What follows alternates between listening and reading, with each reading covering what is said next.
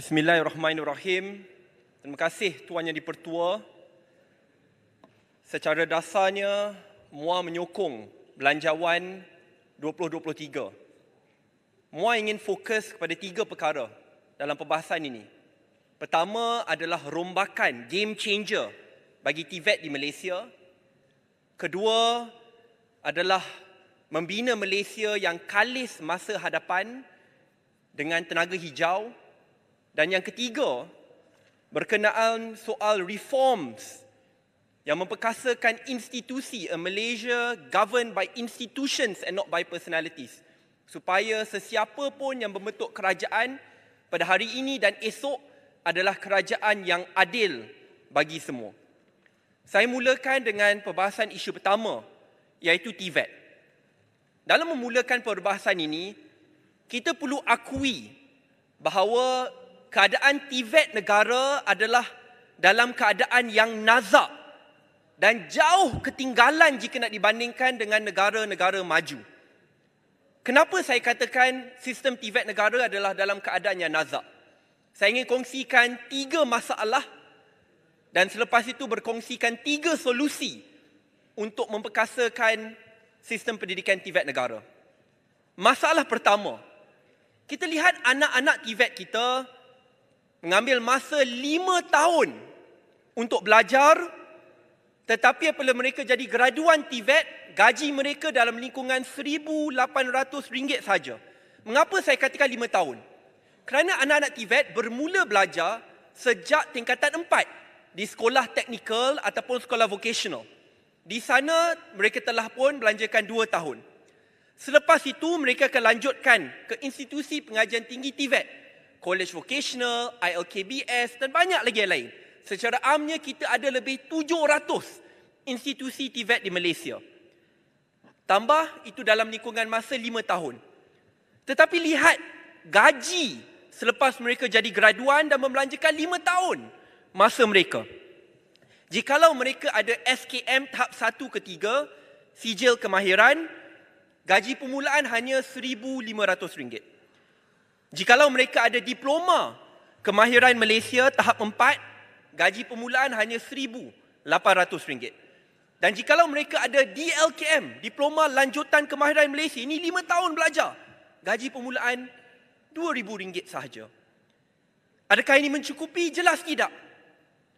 Kalau kita ingin tanya anak-anak TVET, mereka belanjakan 5 tahun masa mereka tetapi tangga gaji RM1,800 sebulan, mereka lebih rela bekerja dalam sektor gig atau terus bekerja selepas SPM di Uniqlo dengan gaji lebih RM2,300.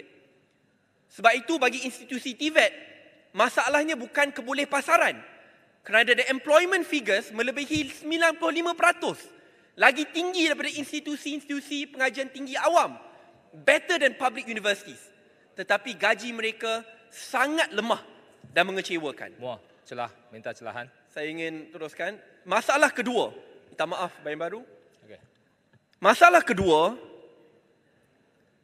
walaupun kos pengajian TVET ini lazimnya percuma, free education.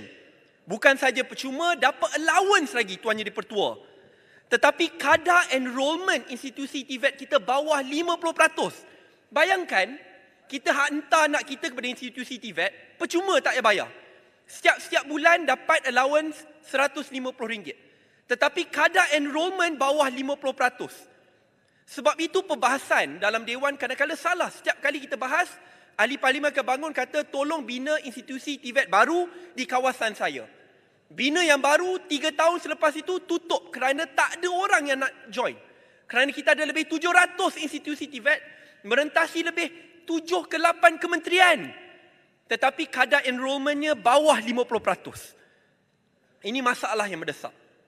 Yang ketiga, subjek-subjek yang diajar kadang-kadang tidak relevan dan tidak ikut keperluan pasaran. Subjek seperti koko, kenegaraan, bahasa-bahasa yang baru. Tuan Yang di-Pertua, bila kamu dah masuk ke TVET pengajian tinggi, maksudnya you spend more than 10 years in primary and secondary education. Jikalau kamu masih tidak memahami perlembagaan negara kamu tidak memahami identiti negara kamu, tidak boleh bertutur dalam bahasa kamu, bahasa negara, ia menunjukkan masalah yang lebih teruk di peringkat awal pendidikan.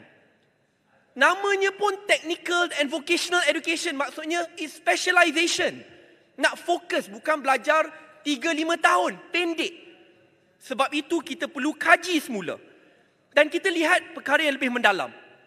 Bagi TVET, jikalau kamu perlu mengambil masa 5 tahun sebelum jadi graduan, besar kemungkinan kamu masuk, saya beri contoh. Kamu masuk institusi TVET, kamu ambil contohnya bidang kraft tangan. Selepas 5 tahun kamu keluar, dah tak relevan lagi. Dulu kraft tangan, ada modern specificationnya. Kamu keluar selepas tu, dah digantikan dengan 3D printing. Dulu kamu masuk, mungkin guna Excel. Selepas 5 tahun dah keluar, digantikan dengan ChatGPT. Dulu kamu masuk, cara penanaman lain. Kamu keluar, dah digantikan dengan drone-drone sedia ada. Sebab itu, ini perkara yang sangat mendesak. 3 perkara ini, Tuan Yang di-Pertua. Dan ini perkara yang lebih mendesak. Kerana apabila kita bicarakan soal TVET, ia berkaitan juga dengan permekasaan Bumiputera. Kerana realitinya lebih 95% anak-anak TVET datang daripada golongan Bumiputera berpendapatan rendah, keluarga susah, B40. Dengan itu, jikalau kita ingin memperkasakan anak-anak keluarga susah ini, perkasalah TVET. Kerana bila kita perkasakan TVET, nasib mereka akan terbela. Apa solusi yang ingin saya kemukakan? 3 perkara, Tuan Yang di-Pertua. Pertama, mula belajar awal, habis belajar awal, kerja jauh lebih awal. Apabila kamu bermula di sekolah vocational atau technical, Form 4 umur 16 tahun, ikut piawaian antarabangsa. Form 4, Form 5, 2 tahun kamu belajar, habis jangan hanya berikan sijil. Terus berikan anak-anak TVET ini diploma kemahiran. Ini sangat penting, Tuan Yang di-Pertua, kerana 2 tahun itu is general studies. Dan buat apa kita nak tunggu 5 tahun baru boleh dapat diploma? Walhal negara lain, the equipment, skill set given much earlier dengan izin. Selepas kamu habis diploma ini pada Form 4 dan Form 5, selepas itu apabila kamu masuk institusi pengajian tinggi tetapi dalam bab TVET, it's about specialization. Tidak ada lagi 3 tahun, 2 tahun. College vocational, no more. Sepatutnya it's about micro credentials. 6 bulan, maksimum 1 tahun. Kalau kamu ingin jadi pakar dalam bidang fotografi, di situlah kamu ambil micro credential 6 ke 12 bulan. Di situlah kamu dididik dengan cepat, specialization, tidak perlu tunggu lama. Kerana fotografi, 3 tahun yang lepas dan fotografi pada tahun ini sangat berbeza sekali, Tuan Yang di-Pertua. Itu yang cadangan saya yang pertama. Cadangan yang kedua, sistem enrolment TVET perlu lebih kompetitif. We need a whole of a nation approach. Saya ingin cadangkan sistem paralel kepada sistem UPU sedia ada. Pada ini kita lihat, habis Form 5, kalau terus saya akan apply masuk UPU, tunggu ni bila dapat masuk universiti UIA ke UITM dan yang lain. TVET ada ke tidak? Tak ada. TVET kita sendiri kena mohon satu persatu. Ia bukan sistem yang kompetitif. Kita patut berikan image bahawa UPU TVET ini sama dengan universiti awam. It is as prestigious. Tunjukkan kebolehpasaran TVET A, institusi TVET A, B dan C. Tangga gaji graduan mereka. Kerjasama dengan syarikat-syarikat terbesar. Barulah it becomes a lot more competitive and dynamic. Kita adakan sistem alternatif sebegini untuk meletakkan kadar kemasukan TVET itu sama dengan universiti-universiti awam dan swasta di Malaysia. Saya rasa ini sangat penting kerana ia menangani masalah perangkap hutang pendidikan. Apa perangkap hutang pendidikan ini? Di mana anak-anak yang tercicir tidak dapat masuk ke sistem UPU, kolej-kolej swasta akan dapat data mereka. Selepas dapat data mereka, hantar surat tawaran, kata mereka diberikan beasiswa tetapi adalah pinjaman PTPTN. Selepas itu masuk kolej swasta, keluar tak ada kerja, kalau ada pun gaji sangat rendah. Walhal anak-anak ini, jikalau ada alternatif UPU bagi TVET ini, dapat masuk saluran TVET. Percuma, dapat lagi allowance. Keluar insya-Allah gaji jauh lebih baik. cadangan yang kedua. Cadangan yang ketiga adalah untuk mewujudkan teaching factory di semua institusi TVET. Saya setuju dengan saranan Yang Amat Berhormat Perdana Menteri, di mana dia akan bekerjasama dengan syarikat-syarikat besar Petronas, Berjaya, YTL dan banyak lagi yang lain. But let's take it a step further.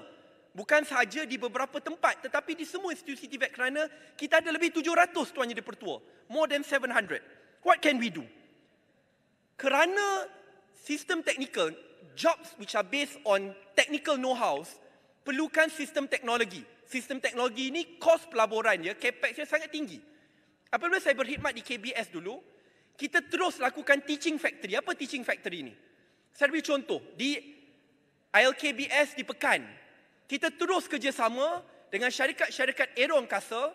Kamu belajar 2 tahun, tahun pertama kamu belajar ikut your technical know-how, tahun kedua, syarikat itu dah masuk ke dalam ILKBS ni, dah buat pelaburan bersama sebab kita nak beli peralatan yang berteknologi tinggi ni, kosnya sangat tinggi. We do a shared system.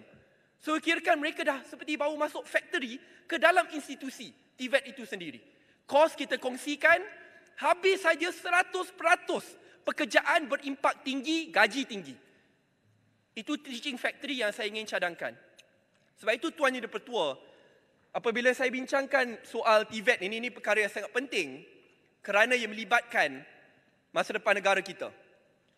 Isu kedua yang saya ingin kongsikan, Muar, boleh jelas sikit TVET? Dengan izin. Yep. Berkaitan dengan TVET tadi, saya rasa satu cadangan lagi yang kita boleh pertimbangkan adalah untuk kita timbulkan kesedaran dalam kalangan anak-anak kita dan ibu bapa mereka bahawa terdapat banyak ruang dalam TVET ini. Kadang-kadang ramai yang merasakan TVET ini sebagai second class. Kalau tak dapat masuk universiti, nak masuk TVET ini bukanlah satu tempat yang menjanjikan masa depan yang baik. Artinya kesedaran kita perlu berikan supaya peluang-peluang seperti mana semua sebut tadi, tempat ada tapi tak diisi. Kerana apa? Antara faktornya adalah kesedaran dalam kalangan anak-anak kita. Terima kasih. Betul.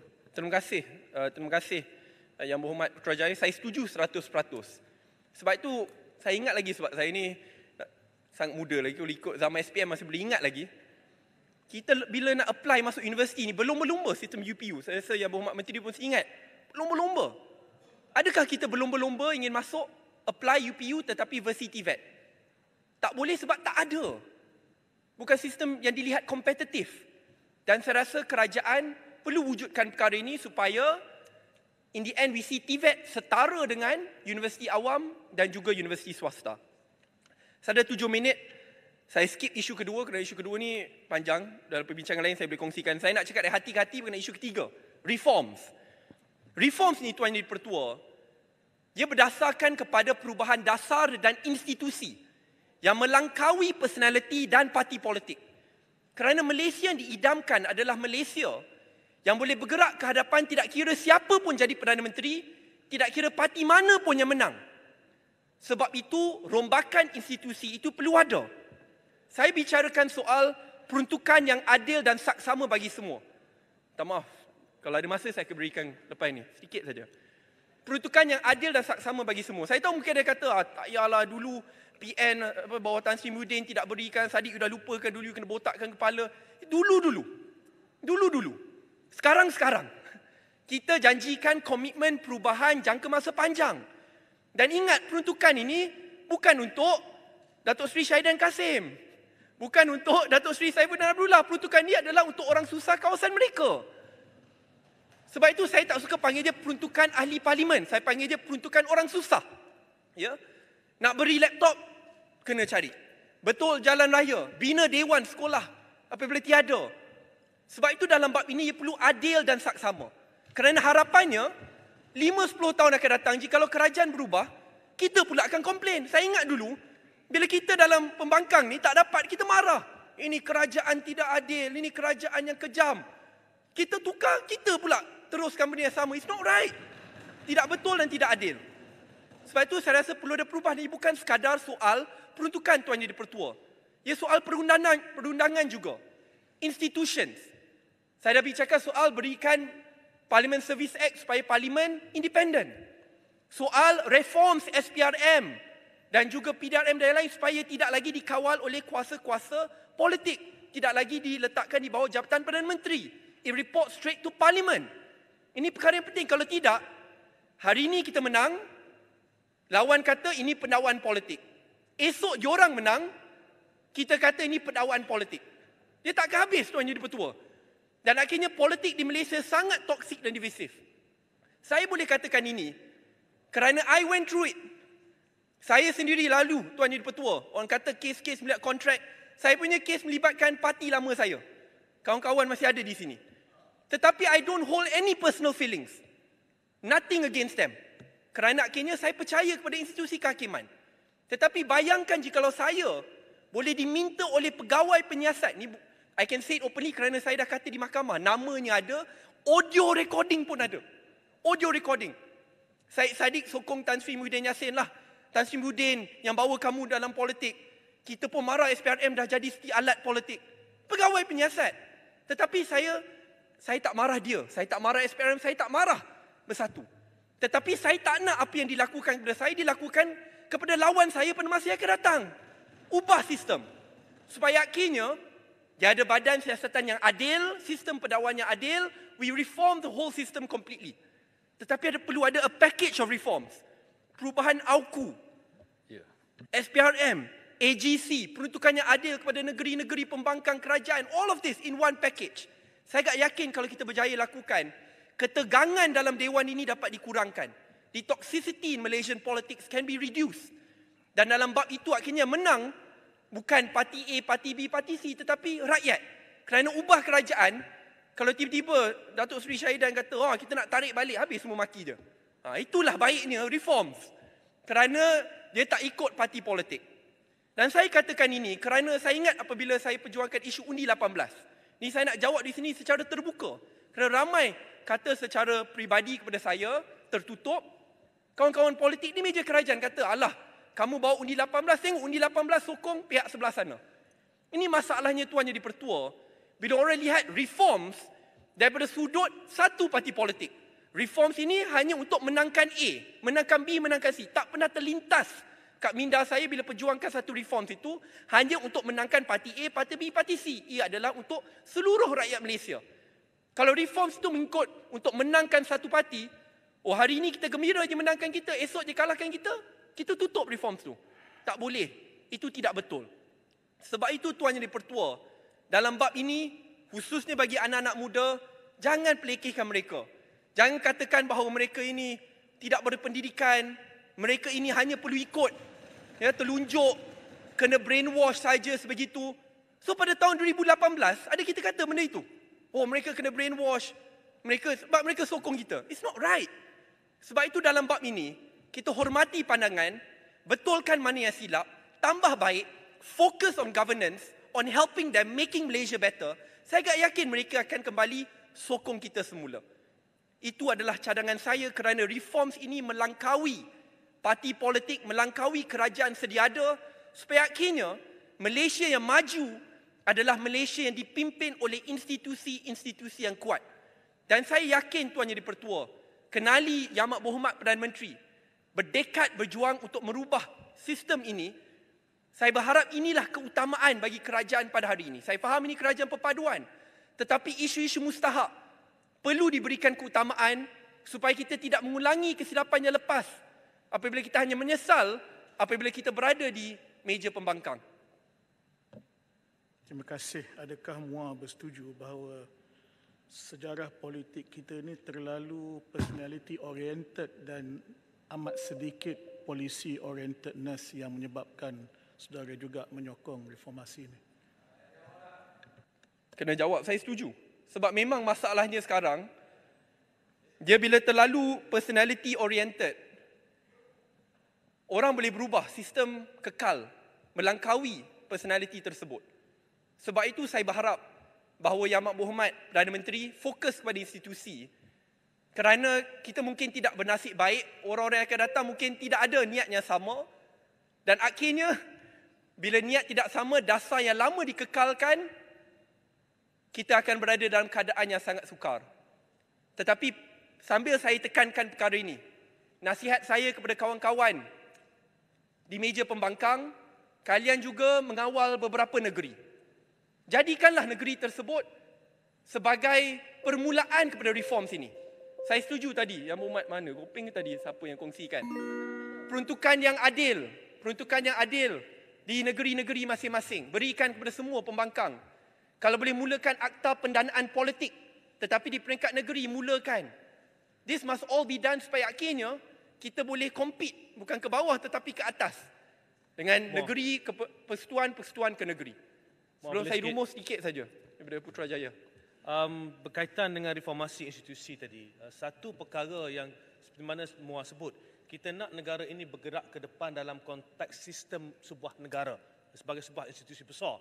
Dan dalam konteks ini juga, perkara ini dipersetujui oleh sahabat-sahabat di sebelah sana ketika berada dalam pembangkang, dalam keadaan di mana Perdana Menteri tidak sepatutnya memegang jawatan Menteri Keuangan. Saya rasa ini critical komponen paling penting dalam negara ini yang kita semua perlu bersetuju untuk kita pastikan bahawa Perdana Menteri tidak seharusnya memegang jawatan sebagai Menteri Keuangan. Saya setuju. Perkara ini jikalau boleh dicadangkan, saya tidak boleh katakan saya faham apa yang Yang Amat Berhormat Perdana Menteri lalui kerana dalam situasi kerajaan perpaduan, ketidakstabilan, penubuhan kerajaan pada peringkat awal, so I cannot say that I know what he went through. Tetapi apa saya boleh katakan, jalan ke hadapan. Jikalau dalam Dewan ini kita boleh persetujui dan kemukakan akta yang menginstitusikan supaya Perdana Menteri akan datang tidak akan mengambil portfolio Menteri Kewangan itu, saya rasa itu adalah jalan yang baik. Dan ini bukan perkara baru. Pernah dicadangkan beberapa tahun yang lepas. Dan saya agak yakin ini saya rasa untuk apa yang boleh berlaku kepada Perdana Menteri juga. Saya agak yakin, saya rasa mungkin Yang Berhormat Pak Agos sebelum ni bekas Perdana Menteri mungkin gembira sekarang yang dia tak pegang portfolio Kementerian Kewangan. Kalau dia pegang, saya rasa apa dah jadi daripada bab pendakwaan politik orang kata kan. Itu masalah. Boleh gulung. Sebab itu pemisahan tu ada kebaikannya juga. Untuk pastikan bahawa negara baik, sistem semak imbang tu baik. Dengan itu Tuan Yang Dipertua, 30 saat untuk rumuskan. Malaysia yang ingin kita bina adalah Malaysia yang dibina dengan institusi-institusi yang melangkaui pemimpin politik, yang melangkaui parti politik. Supaya apabila kita berada dalam kerajaan atau pembangkang, kita dapat lakukan tanggungjawab dengan adil dan akhirnya rakyat juga yang mendapat nikmatnya. Kerana kita lihat lawan kita itu juga sebagai sahabat untuk membina negara yang lebih maju. Kerana itulah negara Malaysia yang maju untuk kita semua. Terima kasih Tuan Yang Dipertua. Terima kasih. Yang Hormat Speaker, Saya jemput Yang Hormat Speaker, ini adalah ucapan